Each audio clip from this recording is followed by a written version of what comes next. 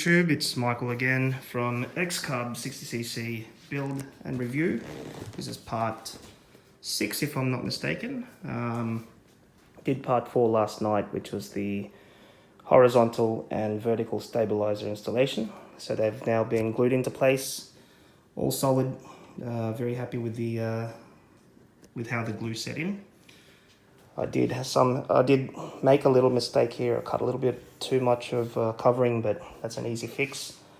A bit of grey covering I'll have to purchase and just make a piece lengthwise so it'll stick basically like an L shape on this surface here. So as with any build, you will make a mistake. I'm by no means a professional in building. I do know how to build planes, but you learn things as you go.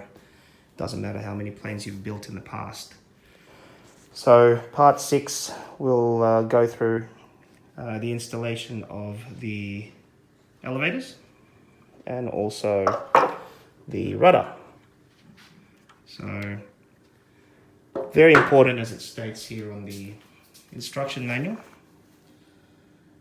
to apply a little bit of oil to the knuckles of the hinges, which are located there. At this present time, nothing has been glued in yet, so these are still removable at the moment, so they haven't been glued in. Now I'll be gluing this with epoxy, 2-part epoxy, which is the 30-minute slow cure. Reason for that is it gives it a stronger bond. And you do want the strongest possible bond for these surfaces because they do carry the weight of the plane basically. So when the elevator goes up and down, rudder goes left and right, it's basically carrying the whole weight of the plane. That's 14 kilos, give or take a few hundred grams of weight in the air, plus the resistance of the wind as it hits the airfoil. So that's a lot of weight.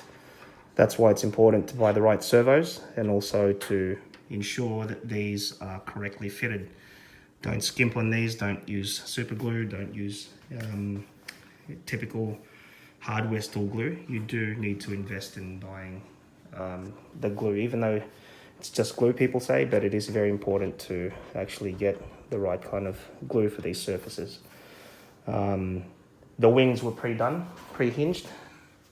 The reason for that is the wings have a different hinge system. They're not a knuckle type hinge, so I didn't have to install that.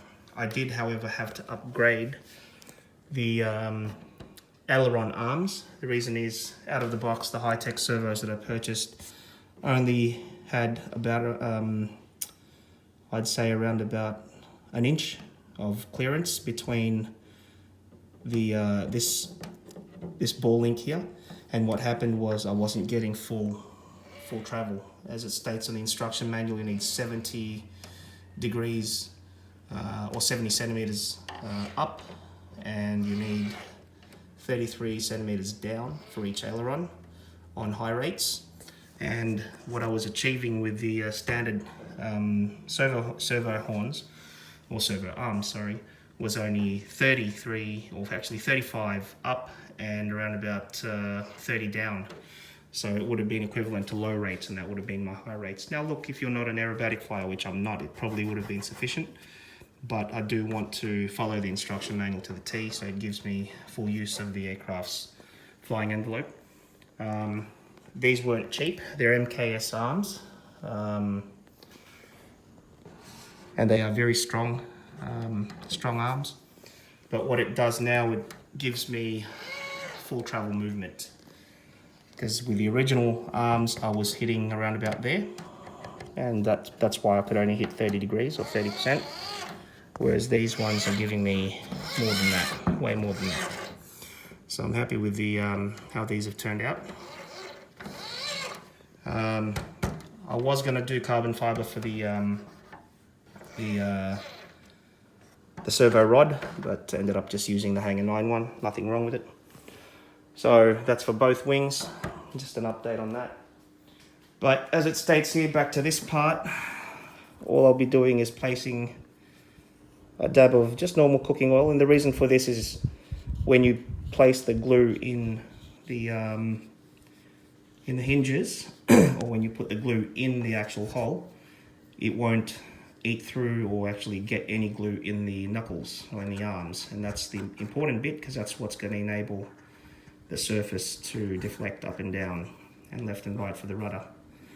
So just put that into place, not too much, just a little bit. Once these are installed, I'll be doing another video to complete part 6. So I will see you in the next video. Once again, subscribe if you haven't, comment if you must. Michael signing out.